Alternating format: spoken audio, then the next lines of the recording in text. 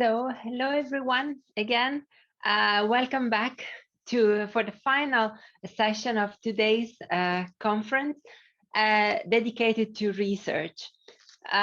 This session, I will be the moderator of this session, and together with me, we have Britta Gammelgård, full professor at Copenhagen Business School, Anna Seravalli, senior researcher at Malmö University, and also Sara Netter, Center Manager at CBS Sustainability and the Center for Business and Development Studies here at CBS. First of all, I would like you to say a couple of words to introduce yourself and also to say your connection to circular economy and your take on the topic. Britta, would you like to start with a few words? I will. Thank you, Christiana, and also thank you for the invitation to speak here at your conference, your Reflow conference. It's really an honor. My relation to circular economy comes from material flows, that is logistics, and supply chain management. So there is a close connection between what I do professionally and also what you have been doing in the Reflow project for the last 2 years. I'm also myself participating in an innovation action project under the Nordic Innovation Fund, where we in the Nordic countries are developing together with companies, of course, some new insights into last mile deliveries. Thank you. Thank you, Britta. Anna, would you like to introduce yourself? Yes, and thank you so much for having me here. I'm really happy and looking forward for a nice discussion. And my name is Anna, and I'm a senior lecturer and researcher in design at Malmö University. And my story with circular economy started during my PhD, where I worked a lot with grassroots initiatives and how they can be supported. And later on, and I would say for the past 8 years, I've been working a lot with the public sector, in particular in relation to questions of waste and waste prevention, both working with the development of new services for the citizens, but also working within public organizations in creating capacity to develop new services. Perfect. Thank you, Anna. Sara, would you like to say a few words about yourself? Yeah, sure. And thank you so much for having me. And I can only agree with Britta and Anna. It's a pleasure and it's an honor to be invited to participate today. As you already said, I'm Center Manager at Copenhagen Business School. I'm responsible for CBS Sustainability and the Center for Business and Development Studies. And you can say that both centers are in their own respective fields, some of the largest concentrations of researchers that we have in those areas. And personally, my background and link to circular economy stems, similar to Anna, from back in the days when I did my PhD. And I've been focusing a lot on the textile industry, secondhand clothing streams, working with the sharing economy, both from consumer perspectives and business model innovation. And I'm looking very much forward to this session, because this is very much where my passion is, this desire to reach broader than the average 10 readers of the famous average 10 readers of an academic article. So that's where my passion is, and I'm looking very much forward to discussing with you how we can accomplish this. Thank you. Perfect. Thank you so much, Sara. I think we have you have already introduced some of the key elements that we're going to discuss today. And actually, just to give a short background, while the transition towards circular economy actually needs the support of researchers and new body of knowledge, researchers are in a dilemma. On the one hand, they are expected to produce knowledge that is impactful beyond the confines of university walls, and to be able to engage in a meaningful dialogue with practitioners and consultancy outside academia. On the other hand, of course, there is a risk that their freedom of research would be limited by these practices. And Reflow as a project is, I think, is one of the examples. Britta has others, and you all are experienced with this kind of projects, is facing this dialogue. So I would like to discuss that a little bit with you. But to start with our discussion, I would like to start with a question for Britta. In that sense, you are a professor of supply chain management, as I said, but also editor-in-chief of a leading journal in your field. And I wonder, how do you think that this is reflected in your daily, this change in the way academia is interacting with external stakeholders is actually reflected in your daily work? I assume that you will get increasing number of papers that report on the research that is more of action research and so on. And I wonder what are the challenges and what are the positive aspects from your perspective? Thank you, Christiana. Well, I should have said, and I should have had a nice background saying that I'm also at CBS. I'm a rather close colleague, actually, to Christiana, even though we have not done research together as per yet. But getting back to my role as editor-in-chief of an academic journal. Yes, you said one should expect that there's a lot of practice-related research, and I must unfortunately disappoint you and so many others. There is far too little, far too little. I am actually, calling for more action research, activism research, and intervention research, and there are actually very few submissions. Which is quite frustrating, because I think that there is a huge gold mine out there, not at least connected to EU projects, actually. So, but there are, of course, also reasons for that. The reasons for that is that it's action research, and being a part ourselves as researchers, as a part of a project, is by many researchers thought of as subjectivist research, and it is. And then people say, well, this is not scientific and all that. So there's a lot of that kind of, I would say, old-fashioned approaches to research and science within academia, and that also goes for logistics and supply chain management. The other thing is that it takes a lot of time and energy to be involved in action intervention-based research. You can see here the Reflow project. There are so many communities. I can just have a look at the program for today, where more traditional research has one target group, and that is other researchers, maybe university management. But here you have participant companies, politicians, and then of course also the funding agency. They also need to be happy about what you're doing.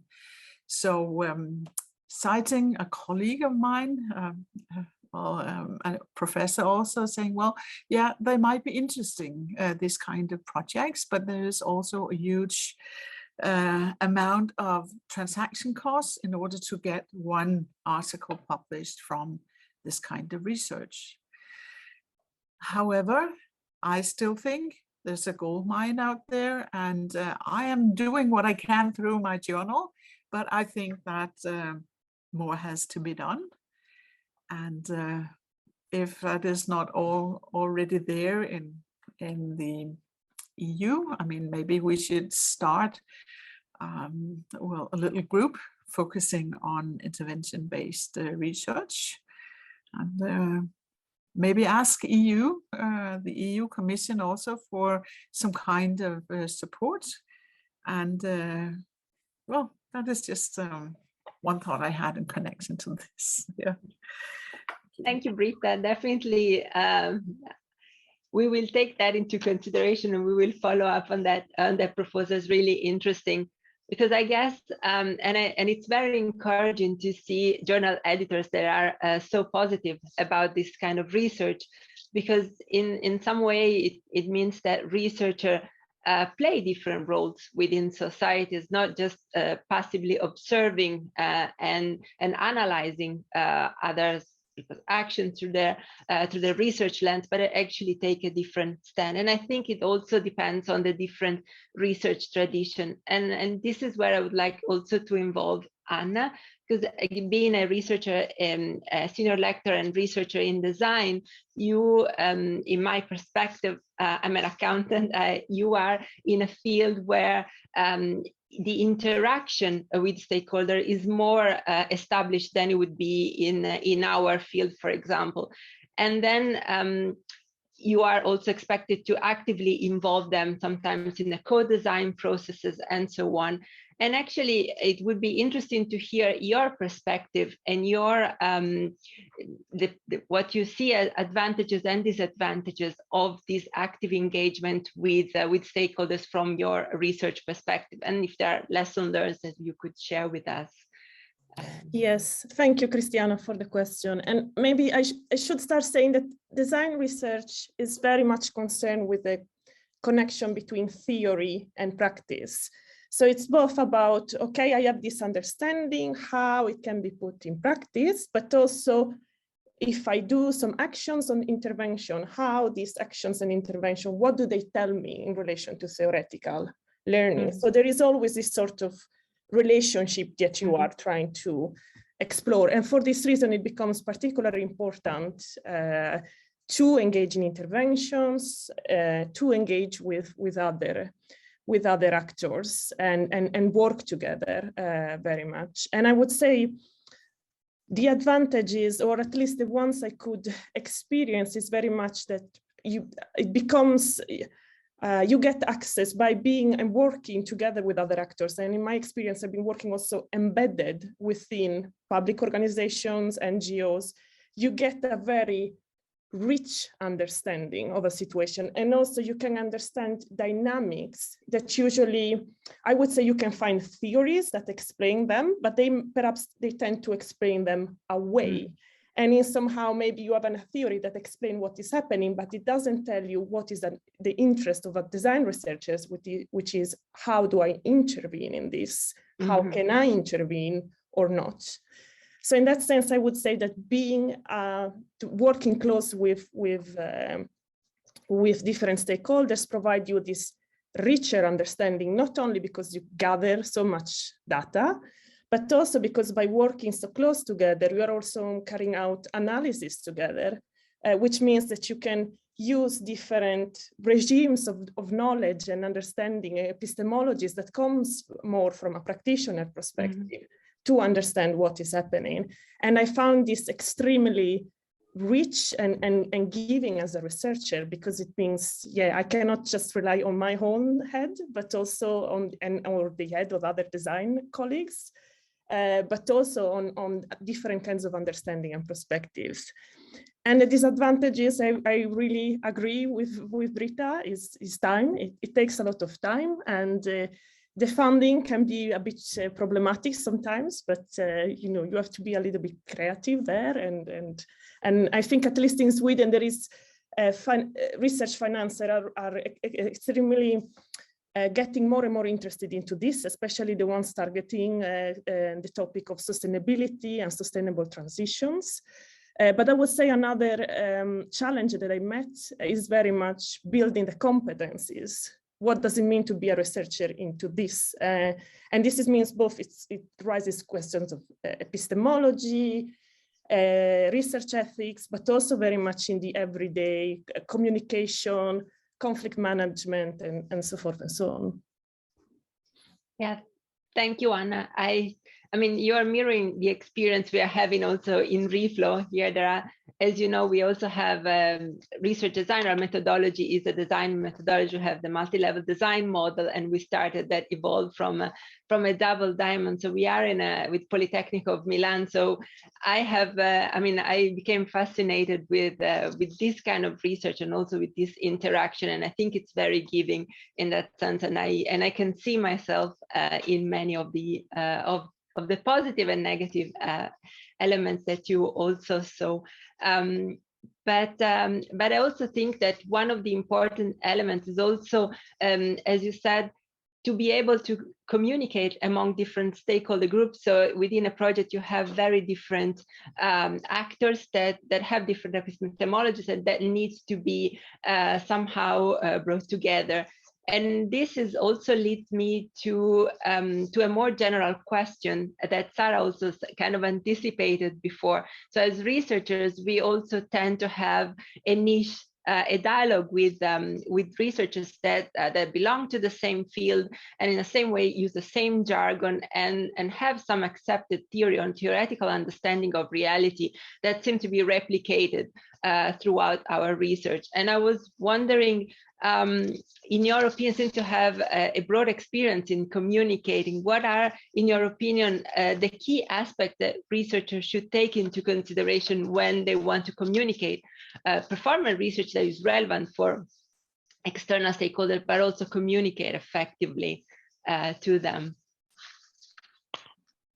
Yeah, I think this is tying very nicely into what Britta and Anna already said. And I think obviously one of the key elements is time, to take the time to actually get to know your stakeholders, to identify them, to learn their language, their way of thinking. And I mean, when we're talking about circular economy, but also a lot of other of these grand challenges that we're talking about today, we need to take point of departure in real life experience challenges and issues, and not something that we predefine at our desks in our offices at university. So we need to take the time to get to know and understand what's actually happening in practice. And Anna and Britta have already talked about this. I mean, one of the prime challenges that we have is the funding opportunities that we have today. And I think there's definitely a need for more funding grants that finance smaller pre-studies, networking grants. There are so few networking grants that are really essential if you want to get to know your stakeholders, but also when you want to build a consortium where you also from the get-go can identify, okay, who can actually work together? How do we split up labor? Because otherwise, when you define consortia on your desk and then you get to start later on, it just takes so much time before you actually can get to the real work that needs to be done. So I think it's super important that we obviously also try to help each other out and give each other hints when we stumble upon these funding grants for such pre-studies, but that we take time to get to know our audience. Because I mean, one thing is to define our projects and our studies based on real life problems and not on knowledge gaps that you find in the literature, but then obviously also to make use of alternative communication channels. Because our colleagues, have fantastic knowledge, and it's great to see that also with open source movements, a lot of things are happening, but there's too much knowledge behind paywalls, and we simply don't know who's out there and who has these insights if you don't know what you're looking for. So we have to make use of alternative communication channels, not in order to replace our classic academic journals, but to reach broader. And I think that is something that we need to focus much more on moving forward. Perfect, thank you. I think those were really key aspects. In Denmark, we have the startup seeding funds Reflow received to before actually applying, but I think it's true that it was really a key support just to get started and to start a dialogue that can also be difficult. I mean, we took some time just to align our understanding and our expectations.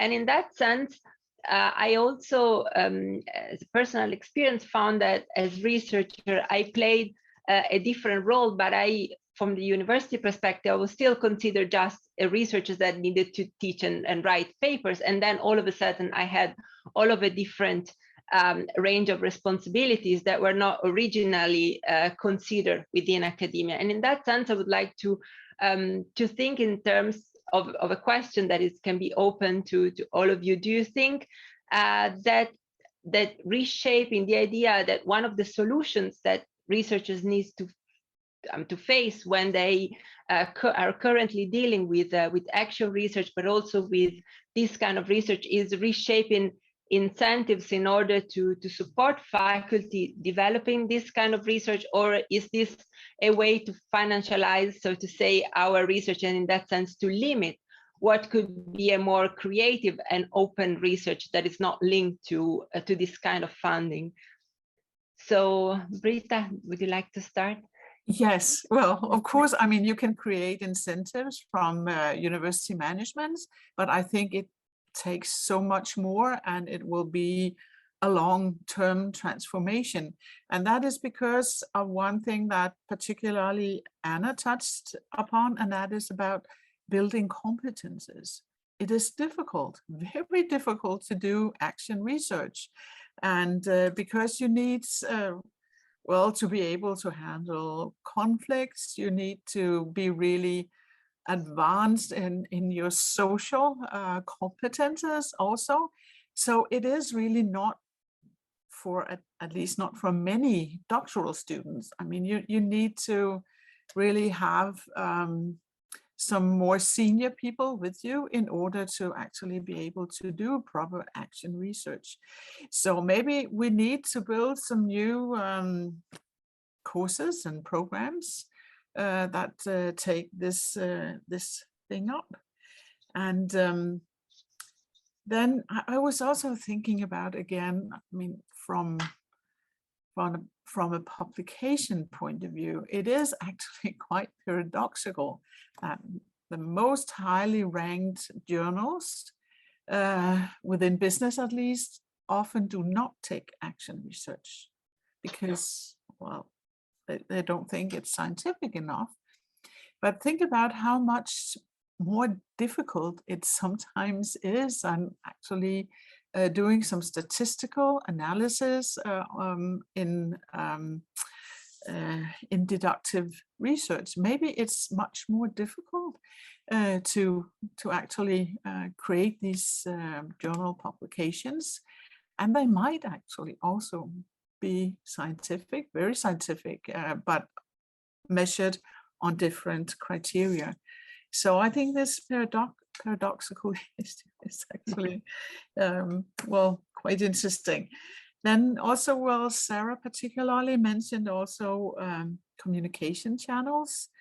And I know maybe she wants to talk about that herself, but I know that she has been doing podcasts on her research. Myself, I'm involved in practitioner association, where we publish a magazine 3 times a year, and where we also try to get some research out working in practice. So but that is also something that is not rewarded or are incentives for, to my knowledge, at least at the CBS. I mean, it's expected that we do it, but not much focus on it, I think.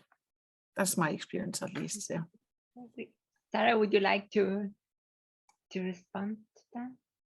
Yeah, I mean, I couldn't agree more with you, Britta. I think it's highly problematic then, and I think it's not only the case at CBS. You will also find that at other business schools and universities. But then usually when you look at career advancements and what is being looked for on CVs, then usually it's your publications, where you publish, and obviously also you need to make sure that you have at least one that you publish on your own and whatnot, so not too many co-publishing, which is also an issue because it's so important that you work together with others.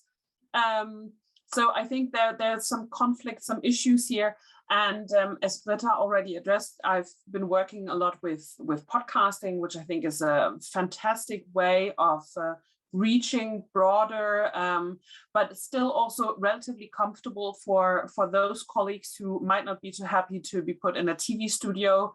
So it's definitely more comfortable to be sitting in my office and to record a session there. So podcasting works or worked really, really well for us, I have to say. But then again, as Britta highlights, we have these you might even call them systemic challenges in the university sector, how we advance our careers, what is being appreciated, and to what extent we actually also receive training and guidance in how to go about these collaborations. I think it's especially for younger researchers, it's extremely important to receive media training, but also to know how to go into negotiations with other stakeholders in these projects, so that you're definitely not being sidelined or end up with a data set that you can't really use afterwards. So there are so many elements in here that are very important that we need to address. Perfect. Thank you, Sara. I think you touched upon some critical elements also for newer research in academia and PhD students that need to approach these different ways of dealing with research that doesn't start with with a simple literature review, understanding what the key authors of the literature say, and then trying to replicate in that sense, but finding themselves in a real world and trying to be more engaging, as Britta said, and that requires more experience. Anna, what is your point on that? Yeah, I really agree with Britta and Sara, and I think there is a need of having, let's say, strategic actions in relation to recognize that perhaps we need to cultivate different methods of research, because different questions require different approaches. And so we don't end up in this situation where we have everything is a nail because we just have a hammer, but how do we create and cultivate different tools for dealing with this quest of finding knowledge and developing knowledge. And I think I really agree there is something to be done at the university, and I think I'm really lucky to be at Malmö University, which has not only a tradition of working a lot in collaboration with external actors, but which at the moment is looking at how research collaborations and collaboration with external actors can be counted in your academic career, so become as important as how many articles you have published, which I found it really, really interesting. But beside the strategic actions that are very, very important, I think also perhaps as researchers we need to be a bit tactical and think about, okay, given the situation, how do we move? And something that I found, now my colleague is not here, so I'm talking for her. She's from organizational science that are a bit more in a traditional research framework. And she finds really interesting to collaborate with me as a designer, because I have this sort of different research approach. And we have been looking together for publication venues where to publish. And in this sense, perhaps it's about also thinking about how can we create alliances between fields where maybe action research or participatory research is more established, and how can we find ways to work together across different disciplines, which, by the way, when it comes to sustainability, it's really, really needed. But I would say also, especially when it comes to the field of sustainability, I think it's a couple, in 2020, there is this article on knowledge co-production as a method that came out on Nature. So in that sense, I would say that at least when it comes to sustainability, that there is an increasing understanding that we need to work in this way. We need to work across disciplines and across professional boundaries. So in that sense, I'm quite optimistic, but we'll see. No, thank you. And I think, I couldn't agree more, because I feel that Reflow brought to all its stakeholders as a result an enriching vision on research and the ability to work and to start thinking across disciplinary boundaries that are maybe very rigid and and maybe even less productive in that sense, because we rely on tradition that wouldn't accept. And I would say in my field, action research is still not truly accepted, and we need to find ways to publish within the data that we have. But it's interesting that we can collaborate with other researchers. But that also leads to some of our expected in what we would like to have as researcher. And actually, since Sara has so much experience with collaborating with researchers at the Sustainability Center and so on, and also within CBS, but I think you have an international experience in that sense. If you had, the magical wand, you would give advices to universities, or we would change something in the current situation to foster a better and support researchers in engaging with external stakeholders. What would you change in the university landscape, so to say? Where to start, right? I think there are different to use Anna's imagery that she used before. I think there are different hammers, different tools, different nails that we could use. I think what the idea that I find quite interesting at the moment is, especially when thinking about how much we're being pushed for more STEM or STEAM, if we also include the arts collaborations, the idea of creating hubs with researchers from different disciplines, and to give them some time to see what they can actually come up with, to move outside our usual boundaries, our usual departments. And I mean, if you want to take baby steps, then you can even say, okay, not to get rid of departments and centers, because we quite like them, right?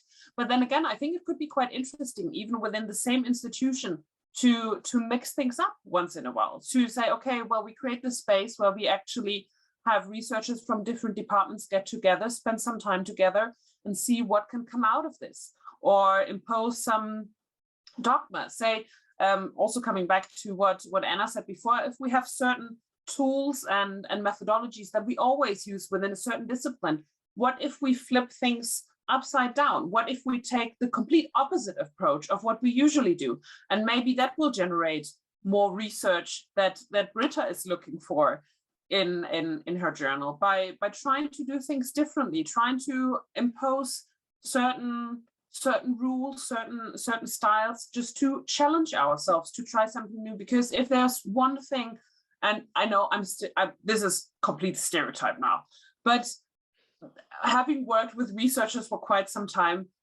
we like things the same way, right? We like to do things how we usually do them. We like to stick within our safe space.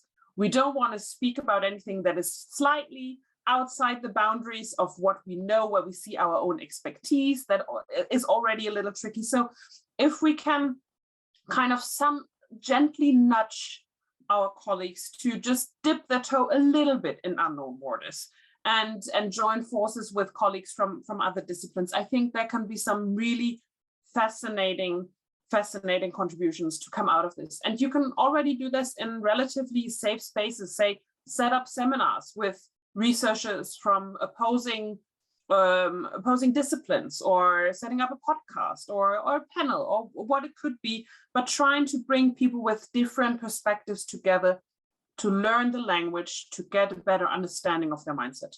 I know this was not one magic bullet, I'm sorry. Yeah. No, but that's a start, and I think it would be interesting to continue this conversation also afterwards, including other disciplines and other researchers in that sense. But I mean, if we want to play the devil's advocate to some, say, if you start engaging with this different research, in some way you could also create some breakdowns in the cultural setting, because you bring about experiences, a way of working mentalities that belong to different fields. And that could change the way practitioner works, but also the way academic works. And I think we are experiencing it as academics that engage with this kind of project. And I wanted to think, given that Anna has more experience with this, if you have a thought on this and what can be the possible outcomes of this collaboration in a positive, negative way, and what would we learn from it? Yes, thank you, Christiana. I think I've been through so much very complicated and crises and crazy situations that I can barely count off. And I think what I'm learning, what are my humble learnings about it, is really the importance of understanding that these processes, you can't really plan them. At least you can have a direction, but you need to continuously keep a dialogue with the people that you are involved, not only in relation to, okay, what are we doing and what it's next, but also on the actual, how does this feel? And how are we all comfortable in this or not? And what is happening behind the walls or the curtains that we are not really seeing, for example, within organizations and so forth and so on.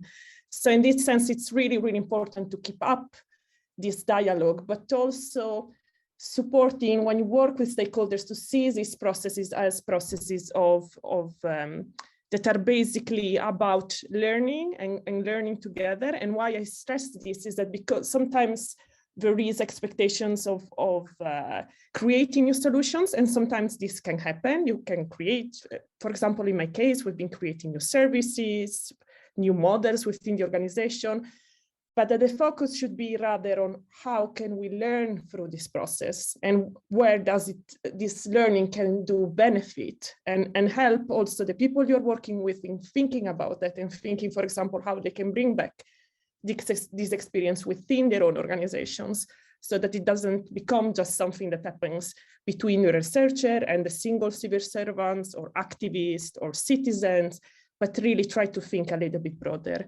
But really, really the importance of keeping up this sort of dialogue about how the collaboration is going, how people is feeling. I think it's really, really crucial, or at least that has been my experience.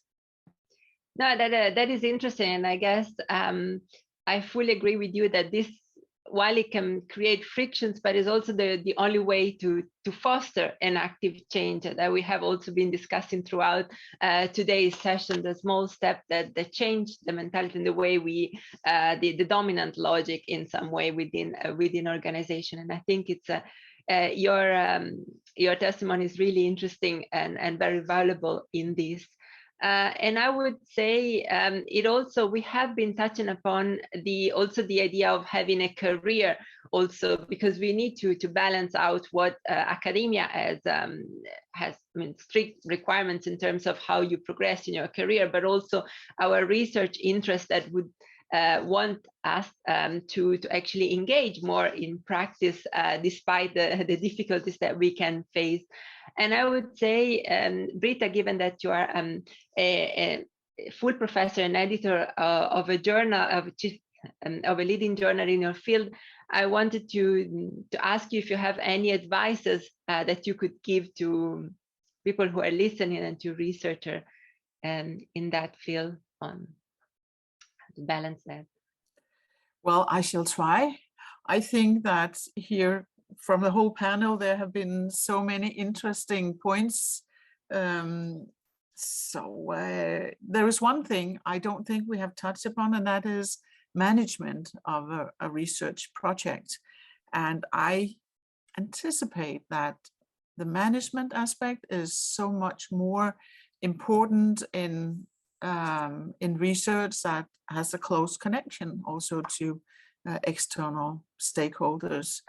So maybe we'll be educated not only in research, but also in research management would be a good thing that I think will point forward in this kind of research that I also find, of course, highly interesting and giving. So yeah, so it's about, well, learning together. Anna mentioned that. and having a dialogue on collaboration. I think that's so important, and that's also what made me think about, well, management. So that's a part here. And yeah, the social aspects and interaction with external stakeholders. There was one thing, in addition to getting the messages out to work in practice, actually becoming a known face or voice in practice also creates access to practice that we want to study. So that's also a good thing about that. Yeah, so well, go for it. And then we will have to develop more competences along the way, in one way or another, I think. Yeah. Thank you so much, Britta. I mean, I think that listening to you gives also a positive light, so the positive light on the research that we seem to find interesting, despite again the difficulties that we need to face in this. But if, of course, if there are questions from the audience, we can take there. But in the meanwhile, I would also like to ask a general question, a concluding question to all of you. So if we look forward 5 or 10 years, well, what do you think would be the state of the art of research and an interaction between academia and stakeholders, considering what the current situation is? Do you think that this kind of research, like innovation action projects, for example, would be mainstream also by business school or traditional universities within traditional social science disciplines? Or do you feel that it will remain a niche, and then it will kind of end the situation? What would be your idea on that? Anna, would you like to start? Or Sara, as you want. Shall I go first, Anna? Yeah. You I think we'll definitely see more of this, but I think it's quite crucial that we in business schools take a more active stance in how this is going to go about, because very often when we have especially these interdisciplinary projects, multi-stakeholder projects, very often business schools end up being, especially when it also comes to these STEM projects, end up being the more the latest add-on, because we also needed this business perspective on things. And I think that's quite problematic, because then we end up in a position where we just have to make things fit. And I think it's very important that we take a very active role from the very beginning. This comes obviously also back to the discussion that we had before in terms of to what extent do we appreciate this, how highly do we regard this. But I think it's very important that we seek out these opportunities, that we take an early position in this, so that we can be part of the defining process and don't just end up being the latest Lego brick that is being added to these projects. Thank you so much, Sara. I couldn't agree more. Usually they reach out to business school. Oh, we need the performance management, we need the impact assessment, and then we this is what they're asked. But in Reflow, CBS was there from the beginning, so at least we shaped the understanding of a circular economy. So at least we are not guilty of charge here. But Britta, you would like to, or was on? Well, yes. Well, in about 5 years, I mean, we will not be there in 5 years, I think, because the hierarchies in the disciplines are so strong. And so it takes time to change that because, action or intervention research needs more space in journals and in universities. So it will take longer, I'm pretty sure. But I'm also sure that it will not come by itself. So we need to do something. Otherwise, things will not change. So that was my input and answer to your question. Thank you so much, Britta. And sorry, Anna, I mentioned you before and then I skipped your part, but please. No, it's fine. And I really agree with Sara and Britta, but I really hope that my hope is that we will have knowledge alliances. And with knowledge alliances, I mean long-term processes where researchers and different societal stakeholders work together. And I think it's really, really urgent when it comes to sustainability. I mean, IPCC report says that we have 8 years, and then before everything collapses. So I think we really need to start to create knowledge together and do research processes together with different stakeholders to understand how do we get there? How do we transition? Thank you, Anna. I mean, sometimes we tend to forget how urgent and how real the wicked problems we are tackling are in some way. And I mean, we're trying to do we are a small drop in the ocean, but I mean, at least I think it's important that we collaborate.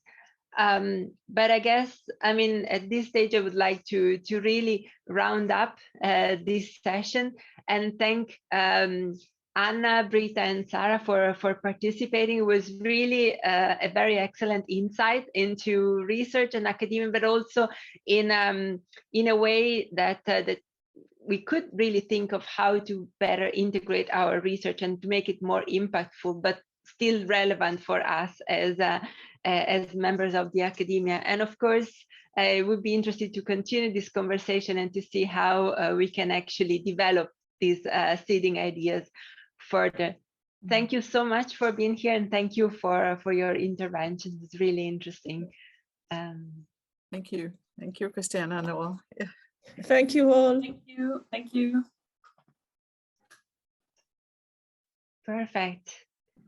So I wish to again thank all the panelists that participated in today's in the first day of our conference.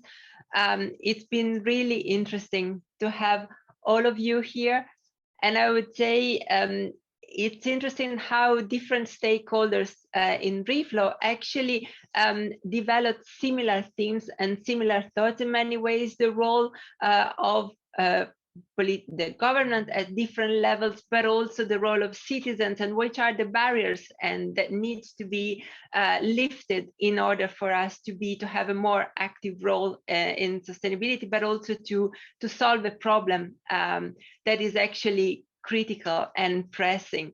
And I guess that this was a really interesting discussion in where I'm sure I speak on behalf also of the whole Reflow partnership when I said it was very interesting to get insights into the work that we have been developing over this year with Reflow, with researchers and in particular international experts that gave their point of view in what we have been doing.